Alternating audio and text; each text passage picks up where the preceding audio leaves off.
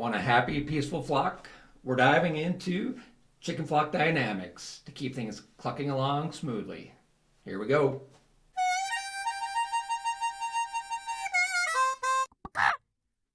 Recently, we promised a tour of Steve's turkey coop, and guess what? It's your lucky day. Here it is. You got it.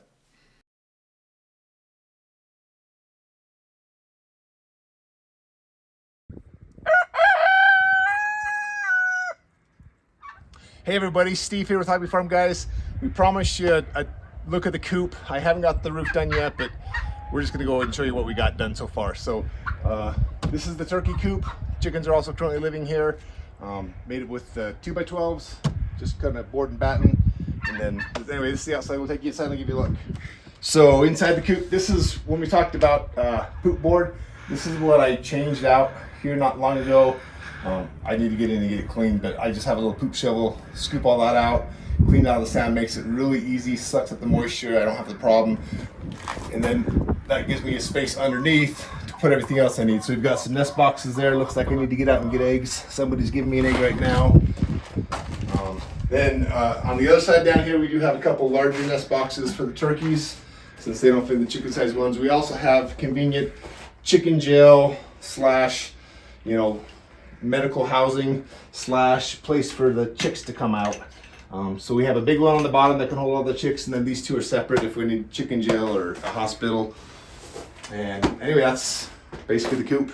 We do have the gable end vents. Those are open year round. In the summer, we open up the windows as well to get a little bit more cross breeze. Here comes the chicken to come check us out. So anyway, I do use the deep litter on the main section of the coop. I don't get that much stuff in here. It's just when they're kind of walking around. Most of it ends up on the poop board when they sleep, and that just gets scooped out every couple weeks. I also keep available at all times to the chickens free choice oyster shell and grit. I'm just noticing that they're out of grit, so we're gonna go ahead and just fill that up. I just keep that right here in the coop. This is the attached run, so sometimes I don't always let the chickens out if I'm busy. This gives them a little space. They can come out of the coop during the day and have a little bit of room to wiggle around. I keep 3 just bucket feeders. The higher up one is for the turkeys. It's got the high protein feed in it. The chickens tend to basically leave it alone. The 2 lower ones are with lay and mash for the chickens. Just a little area here for them to climb on. In the summer, the turkeys will actually sleep out here. You see the piles of, that's where the turkeys sleep. They'll come out and sleep on these logs. In the winter, they will be inside the house. But anyway, for me, chicken wire is all I have to worry with. I've never had a problem. I do have hardware cloth down closer to the ground in case there's a predator, but I've never had a problem with that. Wire is buried a little bit. Most of it is raised up, and then I got, not making it easy, railroad ties and stuff to prevent digging. So anyway, that's the, over here we do have our dust bath area. It's ready to be topped off again. Looks like they've been playing in it, but we keep that for them for a dust bath, and this just kind of gives them a place to hang out in the shade.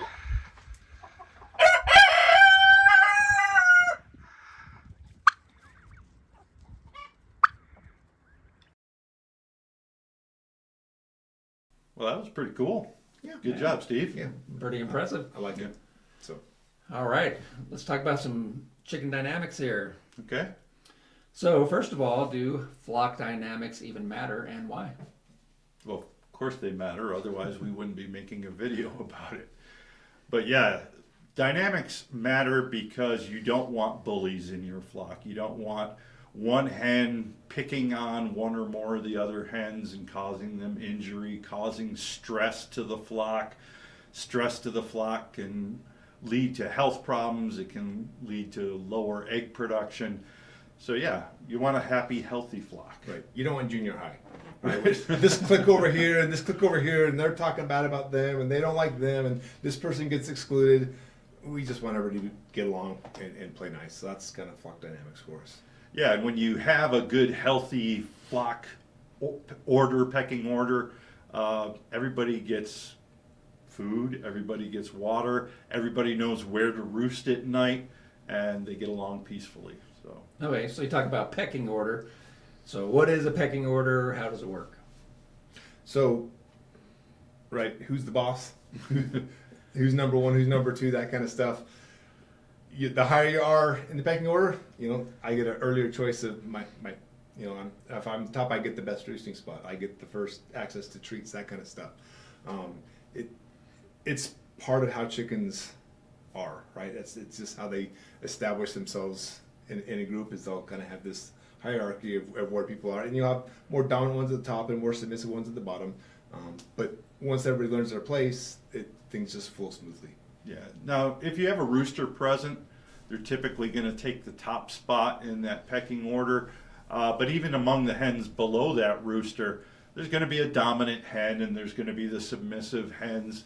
And everybody knowing their place makes sure everybody just gets along and you don't have any problems in there. All right. So I guess how much fighting happens. This will lead into our next topic here. So how do you manage aggressive chickens? Because I'm assuming to get a pecking order, there's a lot of squabbling. There will be some squabbling, and that's going to be normal. That's part of the process, is kind of this squabbling. And eventually, once somebody's going to back down, right? But what can happen is if you have two that are closely matched and somebody doesn't want to back down, or you have one that's just a jerk, right? Jerky McJerk face. And even though this person's already backed down, they now feel like they need to continue to beat on that person. That's when you intervene. And okay, now you get to go to chicken jail, right? Right. And you get to get separated and get recalibrated on how to behave, right? It's kind of like the mom in the grocery store with the screaming kid, and just wait till I get you outside the store. Yeah, so if you've got excessive pecking or excessive bullying going on there, it really signals that you have an imbalance in that pecking order and that something's wrong with that. So you might need to do something about it. Yeah, and usually the easiest way to avoid problems, what do chickens compete over, right? Resources. Food, water, Food, roosts. water. So if I've got a single feeder, sometimes you'll have a bully chicken run those more submissive chickens off and they don't get to eat, right? And that becomes a problem. Same thing with water. So having multiple feeding stations, a couple of different feeders spread out, that way everybody gets a chance to eat. Same thing with water. Roosting, make sure you have plenty of space, right? So that they're not competing over those resources. And other things are like dust baths. If you don't have enough space for baths for all your chickens, then the dominant hens might take those over and run off any other chicken who wants to take a dust bath. And it's a natural and important behavior, and you want everybody to have the opportunity to do that. Yeah, and one last parting comment on the topic of space, just space in general, right? Aggressiveness or bullying sometimes is a bad behavior that results because of stress, right? I'm cramped. Think of, you're jammed in a small space with a lot of people. It doesn't take long to start to get kind of snippy and upset with people. It's the same with chickens. If they got a small coop and they're all jammed in there all day long, tempers are going to flare, and that's going to happen. So making sure they have plenty of space, some outdoor time will go a long way in helping oftentimes. Or even distractions, right? Give them a cabbage ball or, some sort of toys or something, some perches, some straw or hay to dig through, something to distract them. Yeah, and one of the big things when it comes to this pecking order and making sure you don't have bullying going on is making sure you properly introduce new birds into the flock and set that or reset that pecking order with the new birds included in it. Yeah, and we just put a video out on that not too long ago. So if you're looking at that or trying to tackle that, go look at that video on introducing new birds to the flock. Yep. So I have a couple questions here. Okay. First of all, at what point is it too much fighting? How do you know it's too aggressive? Secondly, you said put them in chicken gel. How long do you put them in? Does that really work? So too aggressive, if you see injury to any of the birds, it's obviously too aggressive. At that point, you want to remove that injured bird from the flock, treat her separately, get those wounds to heal, and then do a reintroduction period into the flock. And if you have a chicken that is, just watch your flock. If you have one that's bullying other chickens in the flock, watch out for that behavior. And if you think it's too excessive, if you think these birds aren't getting a chance to eat or aren't getting a chance to use the dust bath, well, then maybe you need to take the bully out and isolate her, let the chickens reset a new pecking order with a new top dog, so to speak, and then bring her in where she might be a little bit more submissive at that point. Yep. So chicken gel though, does it actually work then? Yeah, Yeah. I've used it. I've used it plenty of times. Yep. Sometimes I'll go for 3 or 4 days, usually about a week. But I've got, again, my chicken gels right there in the coop, so it's easy for me to still feed and water. They can still see, so it's not complete, but she's humiliated, right? She knows that everybody else gets to go outside and go look for seeds and bugs, and she's stuck in this stupid little box. Yep. She can see them go to the feeder, and she's not able to run them off, and they can see that. Yeah. All right, I like Not it. able to pick on me now, are you? Sounds like some great tips, I think. So finally, what signs show that you have a healthy flock dynamic? Well, I think it goes in line with some of the things we were talking about. Watch your flock. Keep an eye on them periodically and just see how they're interacting with each other.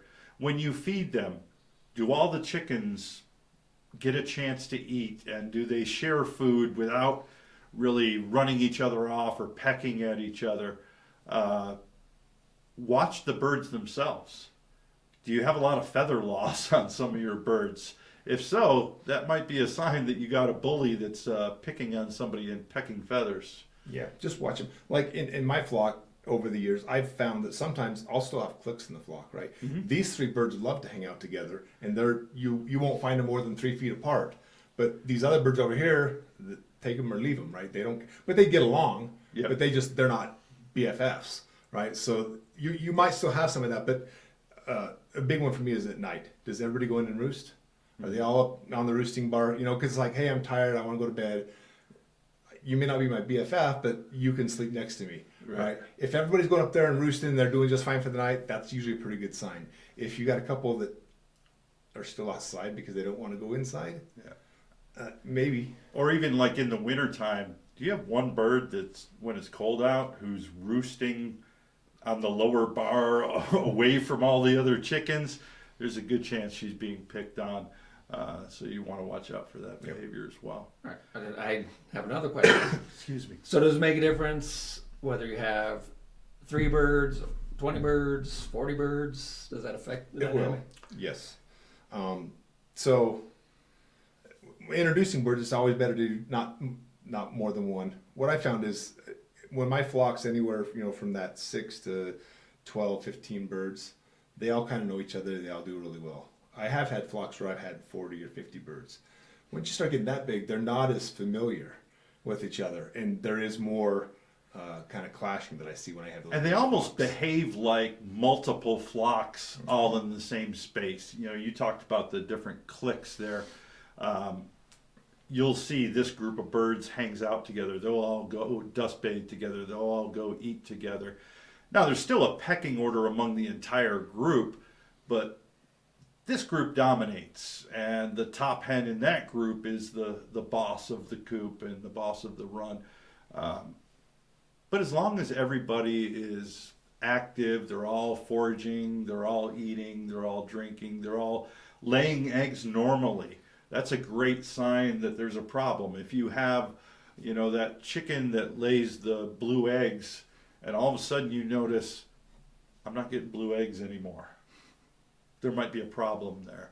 There might be some excessive stress going on, and maybe she's the one being bullied. So look at their egg laying as a good sign to see if everything's going well in the flock. And you talked about junior high, so are chickens grade school, junior high, high school, college? What level do you think chickens are at? Just like humans, you find them at all levels. Right. It might be a little bit different at different levels, but they're all there. Yeah. All right, there you have it. Keep your flock happy with these great flock dynamic tips. Also, if you guys want to share anything about your flocks, please do so in the comments and fire any questions at us that you'd like. And Like as and always, subscribe. like and subscribe, please. Please. All right, thank you, and as always, Keep on hobby farming.